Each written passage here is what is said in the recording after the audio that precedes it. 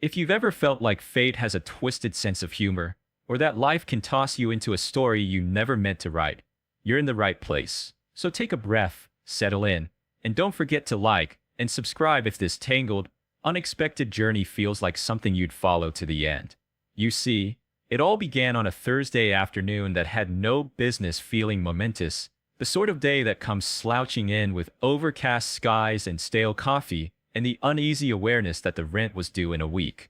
Lena Brooks had no plan for the evening beyond sorting laundry and finding a few hours of sleep, but when her phone lit up with a frantic text from her old classmate Courtney, "Please, please, I need you to cover this wedding gig. You'd be saving my life. They'll pay triple."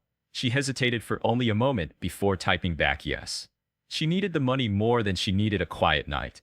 She told herself she could handle one more upscale event, even if it meant hauling her ancient camera gear and dressing Ivy in her best secondhand dress, because the sitter canceled at the last minute. The venue was the Waverly Estate, a sprawling mansion that loomed at the edge of the city like some stately relic of a more elegant century. Gabled roofs, windows that glowed golden in the early dusk, and gravel drives that crunched under the tires of luxury cars Lena could never have afforded to test drive, much less own.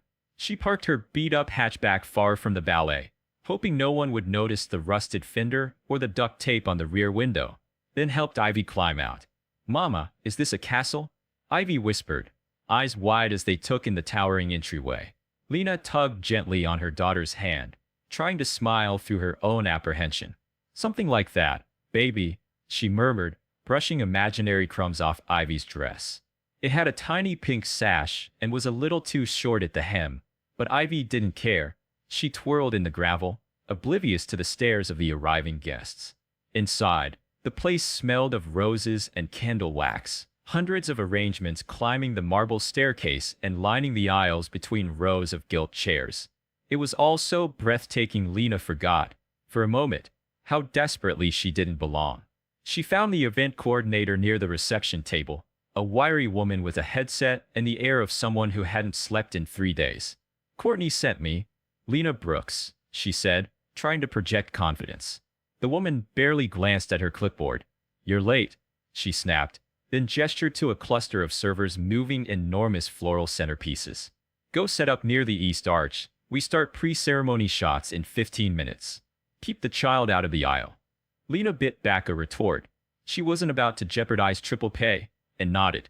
With Ivy in tow, she navigated the labyrinth of corridors that led to the eastern wing. In the confusion, she didn't think to double-check the signage over the ballroom doors. She simply assumed that if the doors were open, this had to be the right wedding. It wasn't until she began unpacking her camera beside the musicians tuning their strings that the first tendril of unease slid up her spine. The floral arrangements were white lilies, not blush peonies as Courtney had described, and the programs at the entrance read the union of Damien Roth and Celeste Hanover, names that struck no chord of recognition. She was about to slip back into the hallway to call Courtney when Ivy, who had been wandering in small circles around her tripod, let out a delighted little gasp. "Mama, look!" Lena turned just in time to see her daughter stoop and pick up something from the floor, a discarded silk boutonniere. Ivy clutched it like a prize as she peered across the ballroom to the dais where a tall man in an immaculate charcoal suit stood with his back to them, speaking to a wedding planner. Even from behind, something about the set of his shoulders made Lena's throat tighten. She had no name for the feeling, but it was a sense that she was trespassing on something private. She forced herself to look away, to focus on her camera, her hands trembling slightly as she adjusted the settings. The guests began to trickle in. Women in jewel-toned gowns, men in tuxedos that probably cost more than her car. Ivy nestled herself onto a small upholstered bench just beside the arch, her small fingers worrying the silk boutonniere into frayed threads. Lena knew she should gather her daughter, apologize for the mix-up, and slip out before anyone noticed she wasn't on the guest list or the vendor roster. But something pinned her in place, an inexplicable certainty that she was meant to witness whatever was about to unfold. A hush rippled across the crowd as the officiant stepped up to the microphone. Lena held her breath, praying she wouldn't be noticed as an interloper. But in that moment, the groom turned to face the aisle, and the world seemed to contract into a single, thunderstruck heartbeat. Damien Ross' gaze swept across the gathered faces, then stopped cold as it landed on the little girl perched beside the arch. His expression, part disbelief, part recognition, and something far darker, made Lena's skin prickle with dread. She watched as he took one halting step forward, the murmur of the guests swelling around him like rising water. The bride, radiant in shimmering ivory, reached for his arm, confusion etched in every delicate line of her face. But Damien didn't so much as glance at her. His eyes were locked on Ivy, who had gone still, her small hand clutching the flower to her chest. The silence was so complete Lena thought she could hear her own pulse, a wild, frantic drumming against her ribs.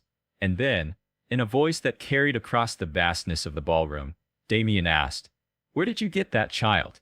Lena's heart thudded like a fist in her chest, and for a moment, she couldn't remember how to breathe.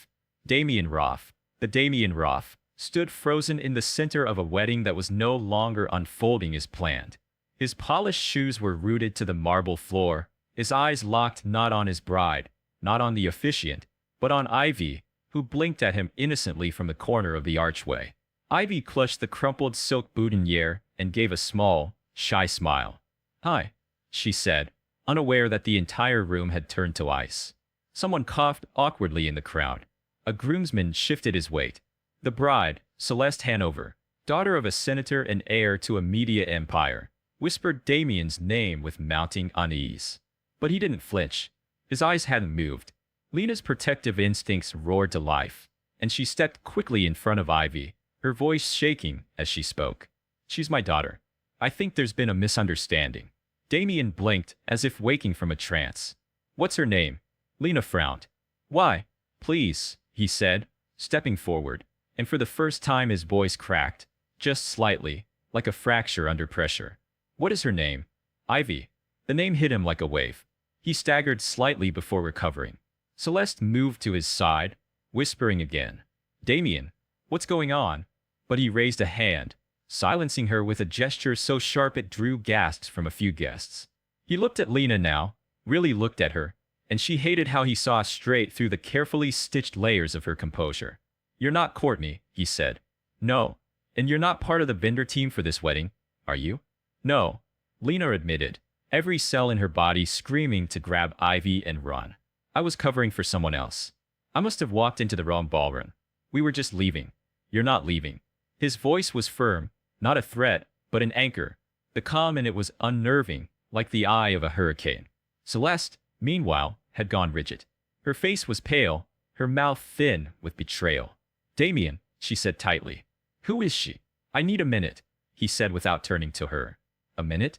You just asked another woman where she got her child at our wedding." "I said," he repeated, "I need a minute." The crowd rippled with tension as two groomsmen stepped toward them, likely ready to intervene. Before anything could escalate, the event coordinator, face flushed and frantic, appeared at Lena's side, stammering, "I'm so sorry, Mr. Roth. I don't know how she stays," Damien said coldly. Then, to Lena, "Come with me." Lena didn't move. "I'm not going anywhere without my daughter." His gaze dropped to Ivy again. The softness in his eyes undid something inside Lena she didn't know was fraying. "Of course," he said, quieter now. "Bring her." They moved through a side hallway to a private antechamber with gilded wallpaper and velvet chairs that probably cost more than Lena's monthly rent.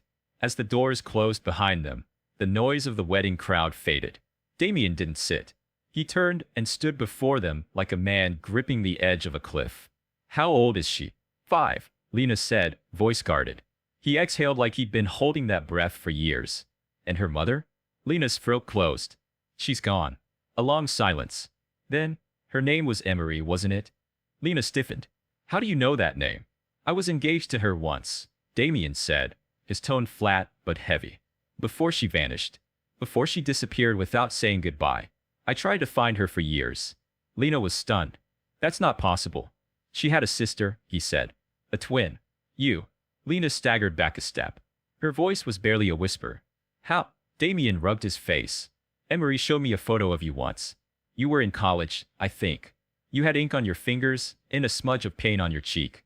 She said you were the quieter twin. The protector. But I never got to meet you." The room swam around Lena. Ivy stood between them, confused, tugging at the hem of Lena's shirt. Mama. Lena dropped to her knees and pulled Ivy close. It's okay, baby. Everything's okay. I need to ask you something, Damien said slowly. Please understand. I have to know. Is she Emery's? Lena looked up, eyes burning. Why does it matter now? Because, he said, voice breaking. If she is, then I have a daughter I never knew about. And if I hadn't walked into that room today, I might never have known. She's not your responsibility. She's not a responsibility. She's my daughter. Lena stood, suddenly furious. You think you get to claim her now? You weren't there when Emery was dying. You didn't see what she went through, how scared she was. You didn't change the diapers or sit up all night when Ivy couldn't breathe through her asthma. You weren't there for any of it. I didn't know, he roared, finally losing his composure. Don't you get it? I would have been there. If she had told me, if you had told me, I would have moved heaven and earth. I only found out the truth after Emery died. Lena shot back. She kept it from everyone.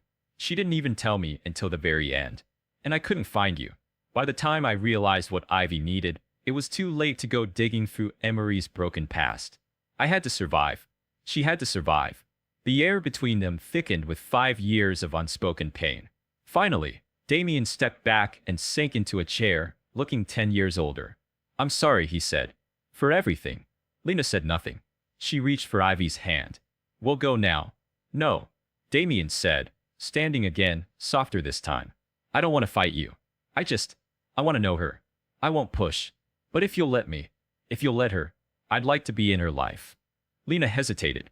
Ivy looked up at her, eyes wide and uncertain, then glanced at Damien. Is he nice? She whispered. Lena swallowed hard. I don't know yet. Damien smiled faintly, kneeling so he was eye level with Ivy. Hi, Ivy. I'm Damien. Do you have snacks? She asked with deadly seriousness. He laughed, raw and real. I think I can find some. Lena watched them, her heart cracked clean open. Part of her wanted to run, to keep everything simple. But nothing about this moment was simple. Emery's ghost still lingered between them, but so did possibility. I'm not promising anything, Lena said quietly.